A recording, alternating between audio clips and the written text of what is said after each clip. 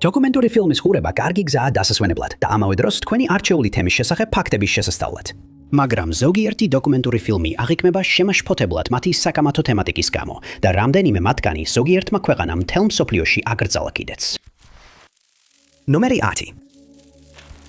Marvin Coley, რომელიც ესევე ცნობილია როგორც თოჯინების სოფელი, არის დოკუმენტური ფილმი, რომლის რეჟისორია რობერტ ზემეკისი. ფილმი აქტერს მარკ ჰოგენკამპის ცხოვრებას და საქმიანობას. ის არის გამოგონილი ქალაქის შემქმნელი, რომლის სახელიც დაერქვა დოკუმენტურ ფილმს. ამ ქალაქის შექმნა იყო ტრაუმის შედეგი, რომელიც მარკ ჰოგენკამპმა გადაიტანა 2000 წელს, როდესაც ის ნიუ-იორკის ქალაქ კინგსტონში, ბარში, სახელად ენქორიჯი იმყოფებოდა.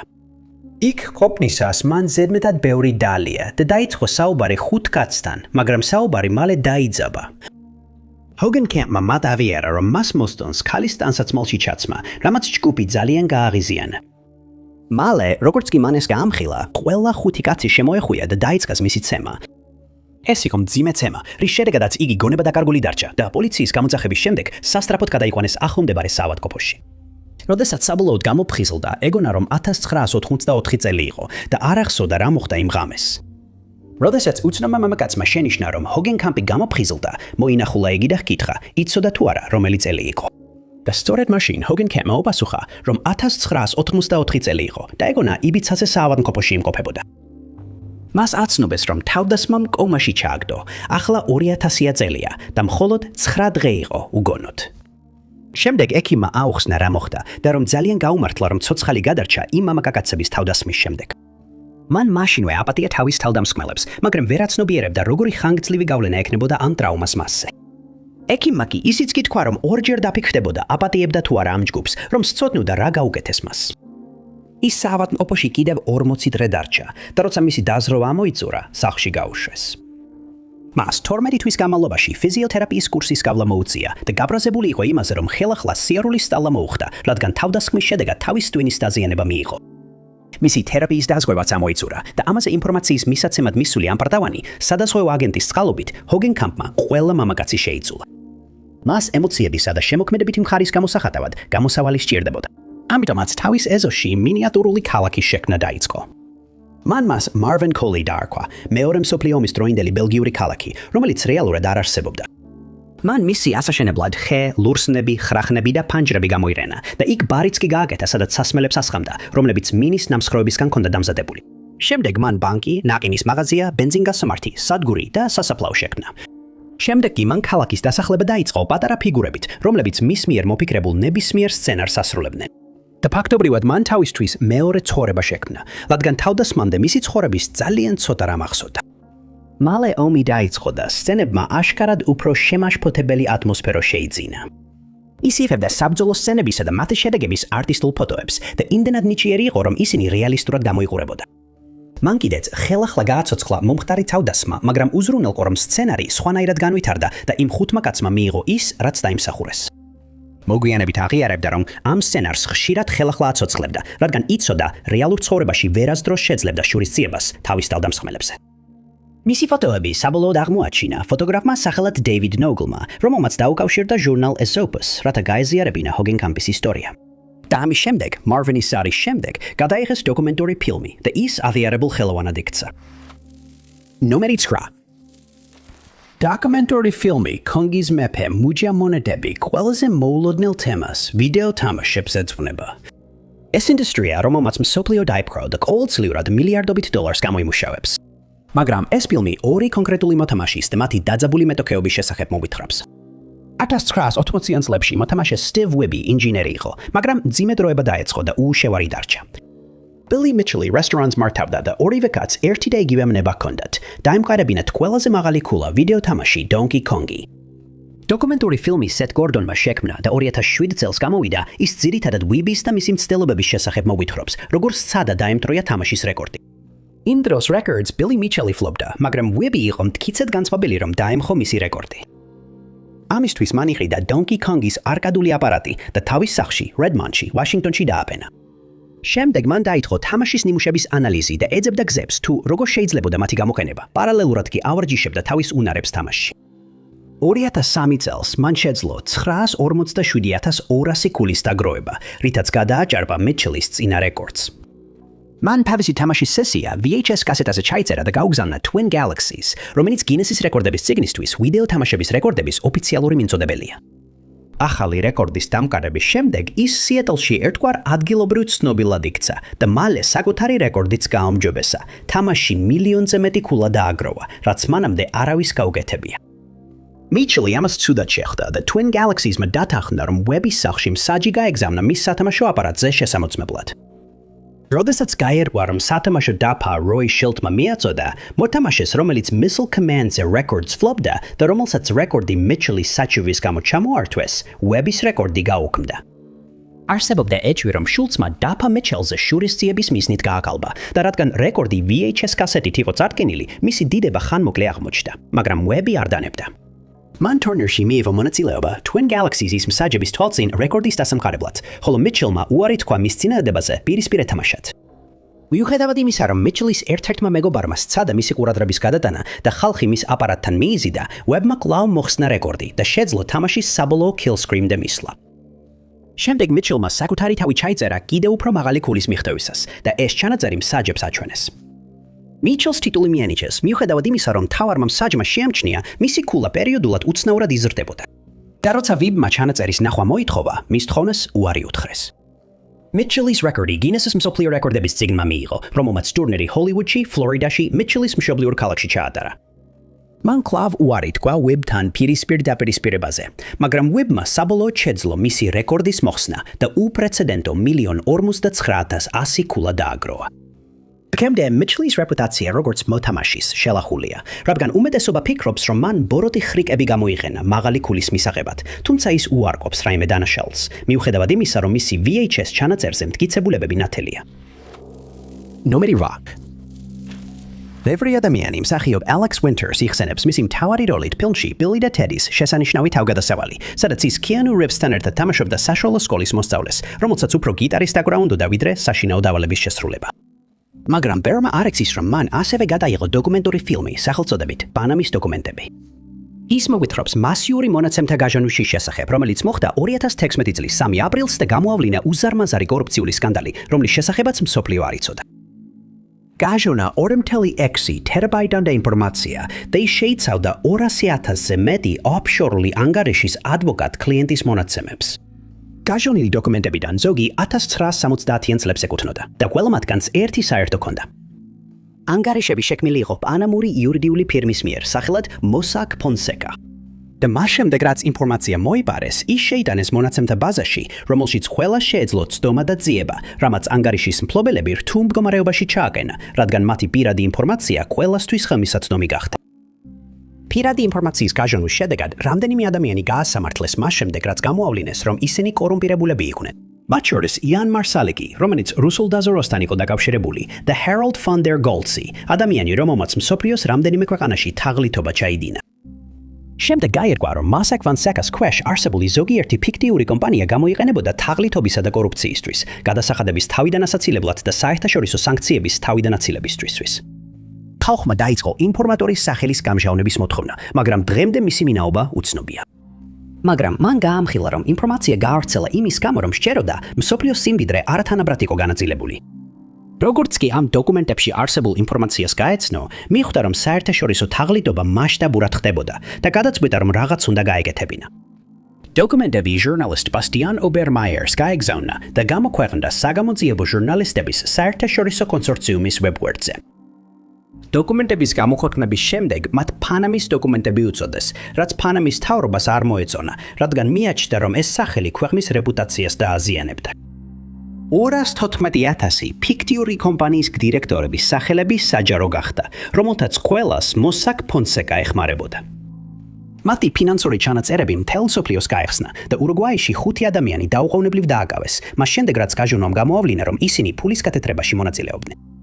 შვეიცარიაში დაფუძნებული ადვოკატი დაადანაშაულეს თავისი კლიენტის ფულის არასწორად გამოყენებაში და იმ ქვეყნის ძალაუფლების მქონე პირების, მათ შორის კატარის სამეფო ოჯახის დახმარებაში, ასევე მათი ნამდვილი შემოსავლის დამალვაში ხელისუფლებისგან. ასევე გაირკვა, რომ იურიდიულ ფირმას კავშირები ჰქონდა მაღალი რანგის პოლიტიკოსებთან, ცნობილ ადამიანებთან და მდიდარ ბიზნესმენებთან. გამოაშკარავდა, რომ ამ ცნობილი პირებიდან ბევრს დამატებითი შემოსავალი ჰქონდა დამალული, რათა გადასახადებისთვის აერიდებინა თავი. მათ შორის იყვნენ არაბთა გაერთიანებული საამიროების, უკრაინის, საუდის არაბეთის, არგენტინისა და ისლანდიის სახელმწიფო მეთაურები. დაახლოებით 80 ქვეყნის ოფიციალური პირები აღმოჩნდნენ ჩართული და მათი სახელები ფინანსურ დოკუმენტებთან ერთად გასაჯაროვდა. ამ მასშტაბური გაჟონვის შედეგად დაიწყო გლობალური გამოძიება, რომელმაც მსოფლიოს ფინანსური და პოლიტიკური კლიმატი შეცვალა. 2026 წლისთვის დოკუმენტებში დასახელებული პირებისგან 2 მილიარდზე მეტი გადასახადი იქნა დაბრუნებული და ბევრი ადამიანი წადგა სასამართლოს წინაშე ფულის გათეთრების, გადასახადების თავიდან აცილების, კორუფციისა და თაღლითობის ბრალდებით. ინფორმატორმა უდაოდ მიაღწია იმას, რაც სურდა და საზოგადოებამ გაიგო, თუ რამდენად დიდი კორუფცია ხდებოდა მსოფლიოში მათთვის შეუმჩნევლად.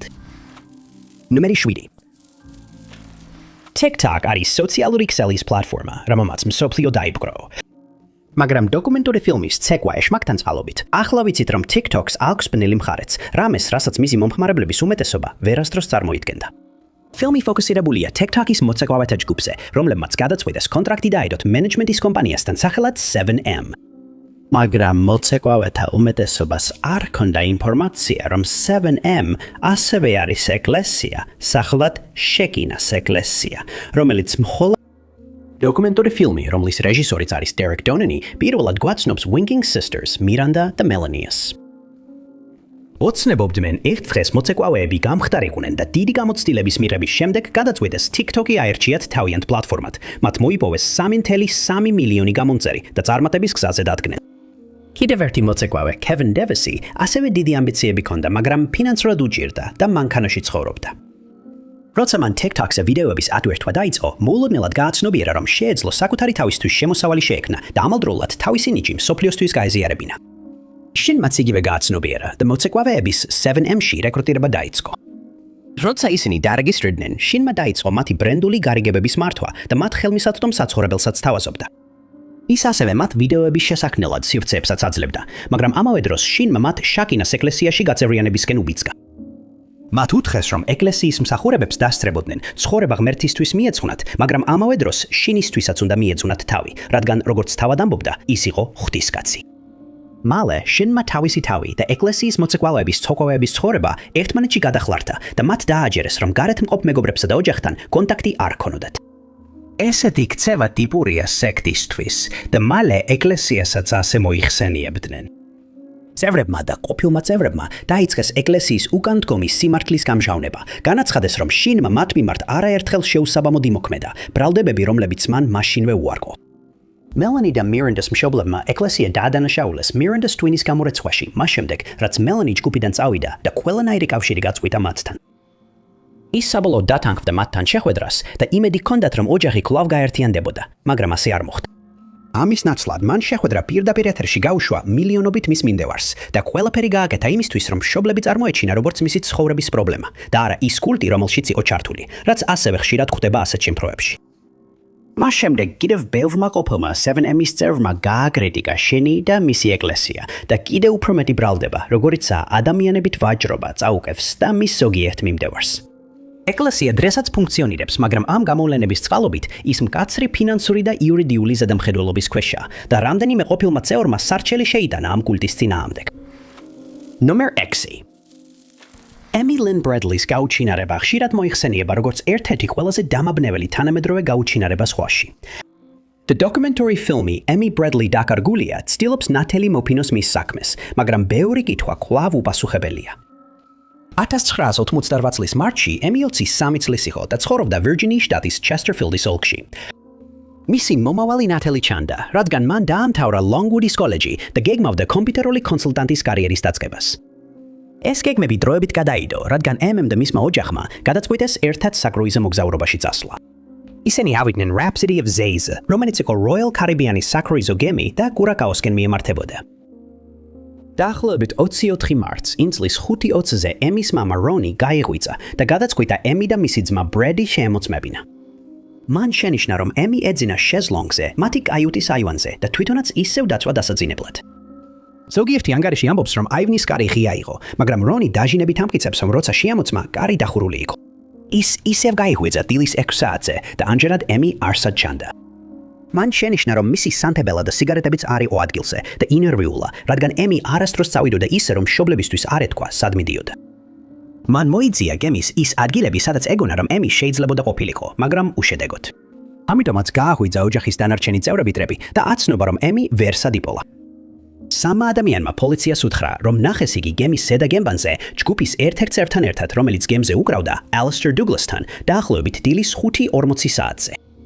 მათ დაამატეს, რომ მან ემის გადასცა ჩიქა, რომელშიც მუქი ფერის სითხე იყო, რომელიც სავარაუდოდ ემინ დალია. Douglas-ი ნახეს, როგორც ჩამოდიოდა ზედა გემბანიდან მარტო დილის 6 საათზე. მას შემდეგ, რაც მისი გაუჩინარების შესახებ გემის პერსონალს აცნობეს, მათ გააკეთეს განცხადება და სთხოვეს, რომ დაახლოებით 7:50-ზე მივიდეს სპურსერის მაგიდასთან. 1 საათისთვის გემის მთელი ტერიტორია პერსონალის დახმარებით გაჩხრიკეს, მაგრამ ემის კვალი მაინც ვერ იპოვეს. მას შემდეგ გემის პერსონალი გააკრიტიკეს, რადგან მათ დააყოვნეს ძებნა და შესაძლოა დაკარგეს დრო, რომლის განმავლობაშიც ემი შეიძლებოდა ეპოვათ. საინტერესოა, რომ დაგლასმა ბრედს უთხრა, რომ ეწუხებოდა მისი დეს გაუჩინარების გამო, თუმცა ეს განცხადება მან მანამდე გააკეთა, სანამ ამის შესახებ ოფიციალური განცხადება გაკეთდებოდა, რაც ბევრ ადამიანს საეჭვოდ მოეჩვენა. მოგვიანებით მან პოლიგრაფის ტესტი წარმატებით ჩააბარა და ინტერვიუს ოთახიდან გამოსვლისას იღიმოდა და თავის ბენდის წევრებს ცერით ანიშნებდა. სკლეპი 4 დღის განმავლობაში დაათვალიერა ნიდერლანდების კარიბის სანაპირო დაცვის სამსახურმა, მაგრამ 27 რიცხვისთვის არაფერი რომ ვერ იპოვეს, ძებნა შეწყვიტეს. სანამ გარკვეული დრო გავიდოდა, ეჭვობდნენ, რომ ემი გემიდან გადავარდა, მაგრამ ეს თეორია გამორიცხეს, რადგან ის გამოცდილი მაშველი იყო და ასეთ შეცდომას არასდროს დაუშვებდა. ასევე არ სჯერათ, რომ ის წყალში ვინმემ ჩააგდო. Taxis მსხოლმა კურასაოში განაცხადა, რომ ემი იქ ნახა, როცა გემი მივიდა და ის სადგომში გარბოდა, ტელეფონს ეძებდა. შემდეგ ის კიდევ რამდენჯერმე ნახა, მაგრამ ეს დანახვები არასდროს დადასტურდა. მას შემდეგ კურასაოში რამდენჯერმე ნახეს და ზოგიერთი მოწმე ამბობდა, რომ ის 2 აგრესიულ მამაკაცთან ერთად იყო, რომელთაგან ერთ-ერთი დაგლას გავდა. სხვა მამაკაცი პოლიციას ეთყოდა, რომ ემი მას მიუახლოვდა და აუხსნა, რომ კურასაოში იძულებით ჰყავდათ დაკავებული. არსებობს ინფორმაცია, რომ ის სან-ფრანცისკოში 2 მამაკაცის თანხმობაში ნახეს, ხოლო ბრიჯტაუნში ბარბადოსზე 4 მამაკაცთან ერთად. დოკუმენტურ ფილმში მოყვანილი დეტალის მიხედვით, გემზე მომუშავე ქალმა ბარმენმა პოლიციას უთხრა, რომ ემი გაუჩინარების დილით ისმოდა მისი ყვირილი, სენიორი და გაიტაცეს. მან ეს ფრაზა ორჯერ გაიმეორა, სანამ რესტორნის მეორე თანამშრომელი მას უკან სამზარეულოსკენ წაიყვანდა. ყველა, ვისაც შეუძლია ემი ბრედლსის საქმესთან დაკავშირებული ინფორმაციის მიწოდება, დაუყოვნებლივ უნდა დაუკავშირდეს შირდეს FBI-ს ნომერზე 20-233-000 ან ორგანიზაცია We Help the Missings ნომერზე 866-66-04-02-5. ნომერი 5. სამწუხარო ფაქტია, რომ ერთი ცუდი გადაწყვეტილება შეიძლება ვინმეს ცხოვრება გაანადგუროს და რესტორატორი სახელად სარმა მელენგილისი ამის ცოცხალი მაგალითია. ეს დოკუმენტური ფილმის ცუდი ვეგანი დიდება თაღლითობა თავარი გმირია, რომლის რეჟისორიც არის Chris Smitty და რომელიც 2022 წელს გამოვიდა. სარმა მასაჩუსეტსში გაიზარდა და ბავშვობიდანვე გამოავლინა ინტერესი კულინარიის მიმართ, რაშიც დიდი წვლილი მიუძღვის მის დედას, რომელიც შეფმზარეულად მუშაობდა. ზრდასრულ ასაკში ის ნიუ-იორკში გადავიდა საცხოვრებლად, სადაც საინვესტიციო კომპანიაში მუშაობდა. 1986 წელს ის ბოსტონში გადავიდა, მაგრამ 2 წლის შემდეგ ნიუ-იორკში დაბრუნდა და 1989 წელს ფრანგული კულინარიის ინსტიტუტი დაამთავრა. შემდეგ მან Gramercy Park-ში Matthew Kennistan, მის მაშინდელ მეგობარ ბიჭთან და Jeffrey Chodorov-თან ერთად გახსნა ვეგანური რესტორანი Pure Food and Wine. რესტორანი სწრაფად გახდა პოპულარული და ნიუ-იორკის ჟურნალის მიერ საუკეთესო ასში მოხვდა. ის ასევე შეარჩია Forbes-ის ჟურნალმა, როგორც ერთ-ერთი საუკეთესო ნიუ-იორკული რესტორანი. მაგრამ 2009 წელს ყველაფერი აირია. სარმამ დაადანაშაულა Matthew რესტორნის ფინანსებზე არასაკმარისი ყურადღების მიქცევაში და ის გაათავისუფლეს. შარმა მას ასესხა 1.2 მილიონი დოლარი, რათა ბიზნესი თავის სახელზე დაიფიქსირებინა, მაგრამ შემდეგ მან იგივე 2 პარტნიორთან ერთად გახსნა One Lucky Duck-ის წვენის ბარი და წასაგები ობიექტი. 2015 წელს ორივე რესტორნის თანამშრომლებმა უარი თქვეს მუშაობაზე, რადგან მათ ერთი თვეზე მეტხანს ხელფასი არ მიუღიათ და განაცხადეს, რომ ეს პირველი შემთხვევა არ იყო, როცა უხელფასოდ მოუწიათ დარჩენა. ორივე რესტორანი დაიხურა და სარმამ აღიარა, რომ ფინანსური სირთულეები ჰქონდა. რესტორნები იმავე წელს ხელახლა გაიხსნა, მაგრამ 3 თვის შემდეგ იგივე სიტუაცია განმეორდა და ორივე რესტორანი საბოლოოდ დაიხურა. პერისის უცნობი იყო, რომ მას და მის ქმარს Anthony Strangis, რომელზეც 2012 წელს დაქორწინდა, ინვესტორებისა და თანამშრომლებისთვის დიდი თანხა ჰქონდათ ვალი, რომლის დაბრუნებასაც არასდროს აპირებდნენ. სკვილი ინტერნეტით გაიცნო ერთმანეთი და ენტონი ამტკიცებდა, რომ საიდუმლო ოპერაციების სპეციალისტი იყო, ამიტომ ხშირად ვერ ხვდებოდნენ ერთმანეთს, რადგან მას სამსახურის გამო ხშირად უწევდა მოგზაურობა. მისი მისიების დროს ენტონი სთხოვდა მას ფულის გაგზავნას, ძირითადად იმიტომ, რომ სამუშაო შესრულებისას პრობლემებში ან რთულ სიტუაციაში ხვდებოდა. ბოლოს მას ფული გაუთავდა და დაიწყო თავისი თანამშრომლების ხელფასების გამოყენება, რომ ენტონისთვის გადაეხადა. Strangis-მა დაარწმუნა, რომ მას მთავრობა უთვალთვალებდა და რომ უნდა დაემტკიცებინა თავისი რწმენა არსებისთვის, რომელსაც ოჯახი ეწოდებოდა. ამისთვის მას სჭირდებოდა Strangis-ისთვის გაეგზავნა ნებისმიერი თანხა, რასაც ის მოითხოვდა. თუ ამას გააკეთებდა Strangis-ის თქმით, ის და მისი ძაღლი ლეონი უკვდავებას მიაღწევდნენ. ამ დროისთვის მისი დაპატიმრების ორდერები უკვე გაცემული იყო, რადგან მას მსხვილი ქურდობის ბრალდებით ეძებდნენ. რაც შეეხება სარმას, მას შრომის კანონმდებლობის დარღვევაში მსხვილი ქურდობისა და გადასახადების არ გადახდაში ეძებდნენ. მსხვილი თენესიში დააკავეს და სარმამ თავი დამნაშავედ ცნო. მან საპროცესო შეთანხმების შემდეგ 4 თვიანი პატიმრობა მიიღო. მან და Strangis-მა 2018 წელს განქორწინდნენ და დღეს ის ნიუ-იორკში თავის ძაღლ ლეონთან ერთად ცხოვრებას თავიდან იწყებს. ნომერი 4. ონლაინ გაცნობას აქვს როგორც კარგი, ასევე ცუდი მხარეები. დადებითი მხარე ისაა, რომ ადამიანები თავისუფლად იცნობენ ერთმანეთს საკუთარი სახლის უსაფრთხო გარემოდან და როცა მზად იქნებიან, მაშინ შეხვდებიან, რათა გადაწყვიტონ, სურთ თუ არა ურთიერთობის დაწყება. უარყოფითი მხარე ისაა, რომ ვერასდროს იქნები ბოლომდე დარწმუნებული, რომ მეორე ადამიანი ნამდვილად ის არის, ვინც ამბობს, რომ არის. წლების განმავლობაში ყველამ ბერჯერ მოვისმინეთ საშინელი ისტორიები, რომლებიც ონლაინ გაცნობით დაიწყო და Caratas-ის შემთხვევაც ამის კიდევ ერთი მაგალითია. მისი დანჯვის ისტორია დეტალურად დააღწევილი დოკუმენტურ ფილმში Sweet Bobby, ჩემი კეთბიშის კოშმარი, რომელიც 2022 წელს გამოვიდა. ფილმის რეჟისორია ლატანია შენონი და ის გამაფრთხილებელი ისტორიაა ყველასთვის, ვინც ონლაინ გაცნობას აპირებს. კირატის დანჯვა დაიწყო ლონდონში, ინგლისში 2009 წელს, მას შემდეგ რაც მან Facebook-ზე შეტყობინება მიიღო ვინმე JJ-სგან. მან თქვა, რომ იყო 18 წლის და ახლოებით 10 წლით უმცროსი კირატზე და რომ ხვდებოდა მის ბიძაშვილს, Simron Bogles. მან დაამატა, რომ კირატს იმიტომ მისწერა, რომ რჩევა ეთხოვა, რადგან მას და Simron Bogles ურთიერთობაში რთული პერიოდი ჰქონდათ. კირატმა ეს ძალიან სერიოზულად არ მიიღო, მაგრამ მომდევნო რამდენიმე კვირის განმავლობაში მას რამდენიმე რჩევის შემცველი შეტყობინება გაუგზავნა და ამ სიტუაციაზე ხშირად არ უფიქრია. მის ონლაინ პროფილში არაფერი საეჭვო არ იყო, რადგან იქ მისი ქორწილში გადაღებული ფოტოები ედო და მათ საერთო მეგობრებიც ჰყავდათ, როგორც მოსალოდნელი იყო. მან მისი ოჯახის შესახებაც ადრესმენოდა, ამიტომ არასდროს უფიქრია, რომ რამე არაკეთილსინდისიერი შეიძლებოდა ყოფილიყო. რამდენიმე კვირის შემდეგ Caratas-მა სამწუხარო ამბავი მიიღო, რომ J.J. Kenny-ის რესპუბლიკაში სიცოცხლე დაკარგა. ის ამ ამბავმა გააოცა, მაგრამ რადგან ის და J.J. არასდროს შეხვედრილან ერთმანეთს, მალე დაივიწყა მათი მიმოწერა და ჩვეულებრივ გააგრძელა ცხოვრება. შემდეგ მას Bobby-ს, J.J.-ს ძმა, რომელიც კარდიოლოგია და კარატის ასაკთან უფრო ახლოსაა, დაუკავშირდა. მათ საუბარი დაიწყეს და მეგობრები გახდნენ და რადგან კარატი და Bobby ორივე ურთიერთობაში იყვნენ, მათი ურთიერთობა პლატონურად დარჩა. ხანდახან ერთმანეთს წერილებს უგზავნიდნენ, მაგრამ ხშირად ერთი ან ორი თვე ისე გადიოდა, რომ არ ესაუბრებოდნენ. შემდეგ გაიგო, რომ Bobby მათ დააკარგა სიცოცხლე კენიაში, მას შემდეგ რაც ცეცხლსასროლი იარაღით დაესხნენ თავს. მისმა მეგობრებმა დასწრეს მის დაკრძალვას და ღონისძიების ფოტოები თავიანთ Facebook პროფილებზე ადვერტეს. მაგრამ რამდენიმე თვის შემდეგ გაიგო, რომ ის ცოცხალი იყო და მკურნალობას ლონდონის საავადმყოფოში გადიოდა, ასევე რომ ის შეიყვანეს მოწმეების დაცვის პროგრამაში. ის და კარატი კონტაქტზე დარჩნენ და მან გაამხილა, რომ მიღებული ჭრილობების გამო სიცოცხლისთვის საშიში მდგომარეობა განუვითარდა. მან დაუკავშირდა მის სამედიცინო კონსულტანტს და ყოფილ ცოლს და დროის გასვლასთან ერთად ის და Bobby დაახლოვდნენ. ისინი წყვილი გახდნენ ერთმანეთის ონლაინ გაცნობიდან 5 წლის შემდეგ.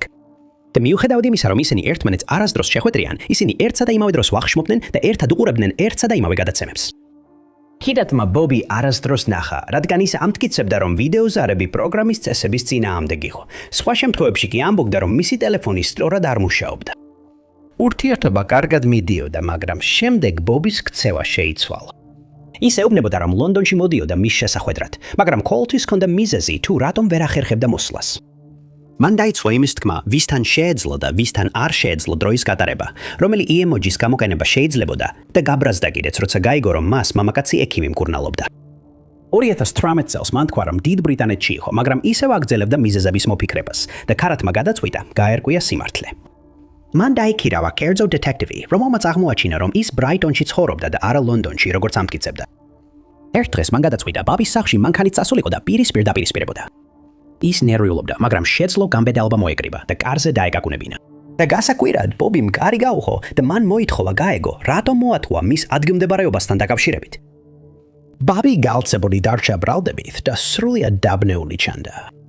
შემდეგ გაირკვა, რომ ვიღაცამ Bobby-ს პირადობა მოიპარა და კარატი მოატყუა და აჯერეს, რომ ნამდვილი Bobby იყო, რომელსაც არანაირი სამედიცინო პრობლემა არ ჰქონდა და კენიაში არასდროს ყოფილიყო.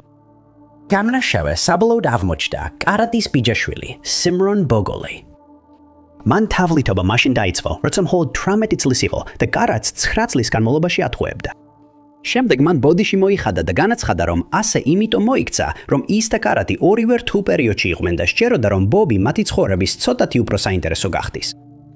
ქირატმა 2020 წელს სიმრანის წინააღმდეგ დიდი კომპენსაცია მოიგო, ხოლო სიმრანს არასდროს წაუკენეს ბრალი დანაშაულში. ამჟამად მას ინტერნეტში არანაირი აქტივობა არ აქვს და არჩევს, რომ ცხოვრება შეუმჩნევლად გაატაროს. მესამე 2022 წლის ფელისიტი მორისის დოკუმენტური ფილმი ნაზავი თაღლითობა მოგვითხრობს კაცის ისტორიას, რომელიც საკუთარ თავს სიმონად მოიხსენიებდა. ლევივი, რომელმაც ონლაინ გაცნობის თაღლითობის წყალობით რამდენიმე ქალს მძიმე შრომით მოპოვებული ფული მოტყუებით გამოართვა. რეალურად მისი სახელი სიმონ ჰაიატია და ის ადრე უკვე კანონის წინაშე პრობლემებში იყო. მისი მოზარდობის წლებში, როდესაც ბრუკლინში, ნიუ-იორკში ცხოვრობდა, მან ჩეკების თაღლითობა დაიწყო და 2011 წელს დააკავეს თაღლითობისა და გაყალბების ბრალდებით. მან ასევე შექმნა კალბი პასპორტები, ფიქტიური ჩეკები და გაყალბებული პირადობები. მალე გადაწყვიტა პროფესიონალი თაღლითი გამხდარიყო, რადგან ეს უფრო სწრაფად მოუტანდა ფულს, ვიდრე ნამდვილი სამსახური. მისი პირველი დიდი თაღლითობა ფინეთში დაიწყო, სადაც მან 3 ქალი მოატყუა. ის დააკავეს და სამწლით ციხეში ჩასვეს, მაგრამ ამ დროის განმავლობაში მან თავისი თაღლითობები დახვეწა, რათა გათავისუფლების შემდეგ გეგმები გაეგრძელებინა. 2017 წელს, როდესაც ის ციხიდან გამოვიდა, დაბრუნდა თავის სამშობლოში, ისრაელში და სწორედ აქ გახდა საიმონ ლევივი, ბრილიანტების კომპანიის დირექტორი. ის ამტკიცებდა, რომ ძალიან მდიდარი იყო, რადგან მამამისი მილიარდერი იყო და ხშირად საკუთარ თავს ბრილიანტების პრინცს უწოდებდა. როგორც კი ინტერნეტში ქალს გაიცნობდა, თავის სიმდიდრეს აჩვენებდა, მაგრამ შემდეგ იწყებდა მტკიცებას, რომ მისი მრავალი მტრიდან მინიმუმ 1 მისდევდა. ის თხოვდა ფულს ფრენებისთვის, რათა გაქცეულიყო, ან სამალავისთვის, სადაც ვერ იბოვიდნენ. ის პირდებოდა, რომ როგორც კი უსაფრთხოდ იქნებოდა, ფულს დაუბრუნებდა და ბევრი ქალი ამ ხრი ქსებმებოდა, რადგან ინტერნეტში ისეთი ჩანდა, როგორიც წარმოედგინა. ერთმა ქალმა ის პირადადაც კი შეხვდა და რადგან ის ზუსტად ისე გამოიყურებოდა, როგორც თავის პროფილზე, არასდროს უფიქრია, რომ ატყუებდნენ. ზოგიერთი მისი მსხვერპლი იმდენად შორს წავიდა, რომ ბანკიდან სესხიც კი აიღო მისი უსაფრთხოებისთვის. სხვებმა კი მთელი ცხოვრების დანაზოგი დახარჯეს, რადგან სჯეროდათ, რომ თავიანთი ცხოვრების სიყვარული იპოვეს. მან ქალები მსოფლიოს სხვადასხვა ქვეყნიდან მოატყუა. ზოგიერთი დარწმუნებული იყო, რომ საბოლოოდ შეხდებოდნენ და ერთად გაატარებდნენ ცხოვრების დარჩენილ ნაწილს, ხოლო ერთ-ერთმა მსხვერპლმა უკვე დაიწყო ბინის ძებნა, სადაც გადავლენდნენ მას შემდეგ, რაც ის უსაფრთხოდ იქნებოდა. ამასობაში ჰაიატი მსხვერპლთა ფულით, საკრედიტო ბარათებით, ჩეკებითა და შემოწირულობებით მდიდრულად ცხოვრობდა. ერთ მომენტში მან თითქოს სცადა 2 ქალისთვის ვალის დაბრუნება, მაგრამ ერთმა ჩეკმა არ გაიარა, ხოლო $100,000 ნარდი ფული, რომელიც დააბრუნა, კალბი აღმოჩნდა.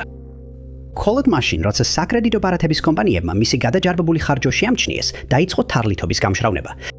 მისი ნამდვილი ვინაობა გამოაშკარავდა და მისმა 2 მსხვერპლმა იგი ამხილა სტატიაში სახელწოდებით Tinder-ის თაღლითი. ის დააკავეს საბერძნეთში და ისრაელში 15 თვიანი პატიმრობა მიუსაჯეს. მას დააკისრეს 35,000 ოდენობის კომპენსაციის გადახდა და 4,600 ფუნტის ჯარიმა. მაგრამ ის გაათავისუფლეს 5 თვის შემდეგ პანდემიის გავრცელების გამო. ლევივი კვლავ ამტკიცებს თავის უდანაშაულობას და აცხადებს, რომ ის კანონიერად მოქმედი ბიზნესმენია, რომელსაც უბრალოდ ინტერნეტში ქალებთან შეხვედრა სურდა. მიუხედავად იმისა, რომ მან მხოლოდ 2 წლის განმავლობაში დაახლოებით $10 მილიონი მოატყუა თავის მსხვერპლებს. ნომერი 2. ჩვენგან უმეტესობას უნახავს პარანორმალური შოუები, რომლებიც ამტკიცებენ, რომ მოჩვენებებსა და დემონებს პოულობენ მოჩვენებებით დასახლებულ ადგილებში, როგორიცაა სახლები, ციხეები, მიტოვებული საავადმყოფოები და ფსიქიკური ჯანმრთელობის დაწესებულებები, რომლებიც დიდი ხანია აღარ ფუნქციონირებს. ამ შოუებს როგორც წესი სიფრთხილით უნდა მოვეკიდოთ, რადგან პარანორმალური გამომძიებლების მიერ გამოყენებული აღჭურვილობა საუკეთესო შემთხვევაში თეორიულია და მათი ბევრი მტკიცება სულების დანახვისა და მოჩვენებებით დასახლებული ადგილების გამოვლენის შესახებ წლების განმავლობაში უარყოფილი იქნა. ჟანრის პოპულარობა თანდათან იკლებს, მაგრამ ერთი 2018 წლის დოკუმენტური ფილმი სახელად დემონის სახლი, რომლის რეჟისორიც იყო ზაკ ბაგინსი, მაყურებლებში დაძაბულობა გამოიწვია. ძირითადად ერთი განსაკუთრებით შემაშფოთებელი სცენის გამო, რომელიც ფილმშია წარმოდგენილი. დოკუმენტური ფილმის დასაწყისში მაყურებლებს აფრთხილებენ, რომ ნაჩვენები ყველა ადამიანი და ადგილი რეალურია და რომ სიფრთხილით უნდა განაგრძონ ყურება, რადგან დემონებს შეუძლიათ ელექტრონული მოწყობილობების, მაგალითად ტელევიზორის ან ლეპტოპის საშუალებით ადამიანებს მიეკრან. ბაგინსმა, პარანორმალურმა გამომძიებელმა, გაიგო ერთ კონკრეტულ სახლზე, რომელიც გასაყიდად იყო გამოტანილი გარი, ინდიანაში. მას უთხრეს, რომ ეს სახლი დემონურ შეპყრობასთან იყო დაკავშირებული და რომ ამონცების ოჯახს, რომელიც იქ ცხოვრობდა, ძალიან უჭირდა იმ პარანორმალურ მოვლენებთან გამკლავება, რასაც ისინი განიცდიდნენ. მათ დაუნახავთ უცნობი არსება, განუცდიათ ლევიტაცია, გაუგონიათ სხეულის გარეშე ნაბიჯების ხმა სახლის სხვადასხვა ადგილას და თუნდაც შეხვედრიან ბნელ ფიგურას, რომელიც მისაღებ ოთახში დადიოდა. ისინი ფიქრობდნენ, რომ ბნელი ძალა სახლს აკონტროლებდა, ამიტომ გადაწყვიტეს გაეყიდათ იგი. რადგან სოციალური მედიის პლატფორმები სავსე იყო ამ სახლის შესახებ ისტორიებით, ბაგინსმა გადაწყვიტა ეცსა და მისი ყიდვა ისე, რომ არც კი ენახა იგი, თუმცა გეგმავდა დოკუმენტური ფილმის გადაღებას შენობის შესწავლისას. ამ დროისთვის მას უკვე დიდი გულშემატკივართა ბაზა ჰყავდა თავისი შოუების, მოჩვენებებთან თავგადასავლები, სასიკვდილო შეპყრობა და სახლში ვიზიტები წყალობით და დარწმუნებული იყო, რომ დოკუმენტური ფილმი წარმატებული იქნებოდა. მაგრამ სანამ სახლშიც კი შევიდოდა, ქოშმარები დაეწყო. და როგორც კი პროექტზე მუშაობა დაიწყო, ისე ცუდად გახდა, რომ ერთი კვირა საწოლში მოუწია დარჩენა. მიუხედავად იმისა, რომ გამოჯამფრთელდა, გადაღებები თითქმის 4 წელი გაგრძელდა იმ მოჩვენებითი მოვლენების გამო, რომელთა გადალახვაც გუნდს უწევდა ბაგანსის თქმით. ერთ მომენტში დოკუმენტური ფილმის ყველაზე შემაშფოთებელ სცენაში ოპერატორებიდან ერთი იმდენად აგრესიული გახდა, რომ ყვირილი დაიწყო დანარჩენ ჯგუფზე. შემდეგ ის დამალული იყო ლიფტში და საბოლოოდ გაათავისუფლეს მისი აგრესიის გამო, რაც მისი თქმით მხოლოდ იმ სახლის გავლენით იყო გამოწვეული. მისმა კოლეგებმა ეს დაადასტურეს, განაცხადეს, რომ ინციდენტის შემდეგ მის გარშემო ცივი ჰაერი იგრძნეს, ხოლო სახლი საბოლოოდ 2016 წელს ბეგინის თხოვნით დაანგრიეს, რადგან მას სჯეროდა, რომ იქ აღარავინ უნდა ეცხოვრა. ნომერი პირველი. სიყვარული ძალიან საიდუმლო რამაა და შეუძლებელია ვინმეს განსჯა იმის გამო, თუ ვის ირჩევს პარტნიორად. ბევრი ადამიანი ფიქრობს, რომ სასჯელ აღსრულების ოფიცერმა ვიკი ვაითმა ცუდი გადაწყვეტილება მიიღო, როდესაც გადაწყვიტა ურთიერთობა დაეწყო პატიმარ კეისი კოლ ვაითთან და მათი ისტორია აღწერილია დოკუმენტურ ფილმში გაქცევა ციხიდან, სიყვარული გაქცევაში. კეისი, რომლის სიმაღლეც 6 ფუტი და 9 დუიმია, ლოდერდეილის საგრაფოს სასჯელ აღსრულების დაწესებულებაში 65 წლით გააგზავნეს. მას შემდეგ რაც იგი დამნაშავედ ცნეს ავტომობილის გატაცებაში, სახლის შეჭრაში და ცეცხლსასროლი არავით თავდასხმებში. მან ასევე სცადა ვიღაცის სიცოცხლის წართმევა და ჩადენილი ჰქონდა პირველი ხარისხის წარცვა, არცვა. მცველები და მისი თანამესანეები მას მეგობრულ და მომხიბლელ ადამიანად ახასიათებენ, მაგრამ მალე მიხვდნენ, რომ მას ფეთქებადი ხასიათი ჰქონდა, განსაკუთრებით მაშინ, როცა აკრძალული ნივთიერებების ზემოქმედების ქვეშ იყო. ვიკი ამ დროისთვის დაწესებულებაში უკვე 17 წელია მუშაობდა და სასჯელ აღსრულების assistant director-ის პოზიციას იკავებდა. მას 4-ჯერ ჰქონდა მიღებული წლის თანამშრომლის ჯილდო და 2022 წელს აპირებდა პენსიაზე გასვლას.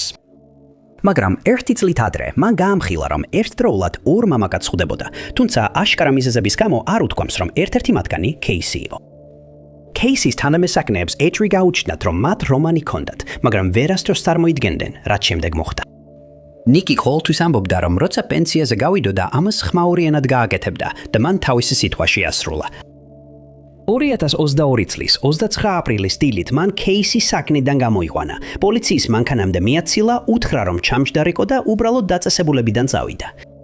მან განაცხადა, რომ კეისის ფლორენსში სასამართლოში ფსიქოლოგიური შეფასებისთვის უნდა წასულიყო და რომ თავად აცილებდა მას იქ.